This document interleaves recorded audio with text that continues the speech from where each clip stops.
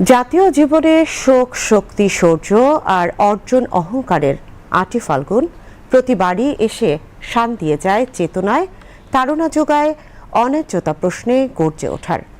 মায়ের ভাষা সংস্কৃতি রক্ষায় আত্মত্যাগের স্মারক এই দিবস গণমানুষের জয়যাত্রার পথরেখা তৈরিতে অনবদ্য ভূমিকা রেখে চলেছে।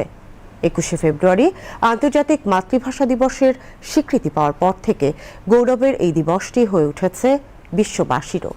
ইতিহাসে মাতৃভাষার জন্য রক্ত দেওয়ার, প্রাণ উৎসর্গের বিরল এই নজির দেশে দেশে প্রেরণা জুগিয়ে চলেছে ভাষা বৈচিত্র্য ও স্বাতন্ত্র্য রক্ষায়। শাহেদ জাহিদের প্রতিবেদন।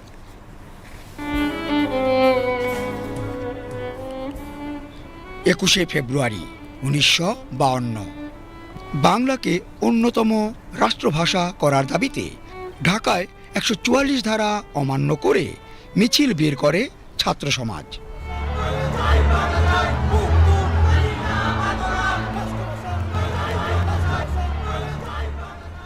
ঢাকা বিশ্ববিদ্যালয় এলাকায় পুলিশের গুলিতে শহীদ হন রফিক, সালাম, বরকত, জব্বার সহ ছাত্র জনতা।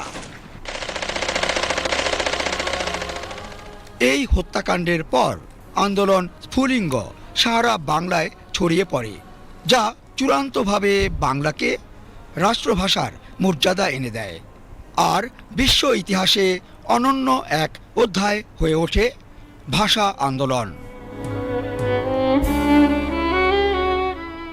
মাতৃভাষার মর্যাদা প্রতিষ্ঠায় বিশ্বে একমাত্র জাতি হিসেবে বাঙালি রক্ত দিয়েছেন, জীবন দিয়েছেন এই অমর ২১-এর দিনে। আর এই কথা তো বলার অপেক্ষা রাখে না, ভাষা আন্দোলনের মাধ্যমেই এই অঞ্চলে উত্থান ঘটে বাঙালি জাতীয়তাবাদের, যা পরে স্বাধীন বাংলাদেশ সৃষ্টির পথ রচনা করে।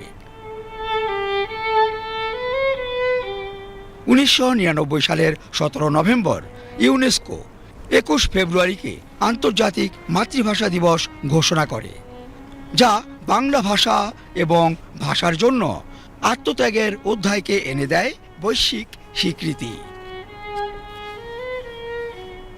ভাষাগত বৈচিত্র্য এবং বহুভাষিক চর্চার প্রতীক হিসেবেই আজ বিশ্বজুড়ে পালিত হচ্ছে অমর ২১শে ফেব্রুয়ারি। এই জনপদের মানুষের গৌরবময় আত্মত্যাগ এবং সাংস্কৃতিক স্বাতন্ত্র্য রক্ষার এই দিবস তো প্রেরণা জুগিয়ে চলেছে অধিকার আদায়ের লড়াইয়ে সবখানে। Shahed Zahidi, BTV news.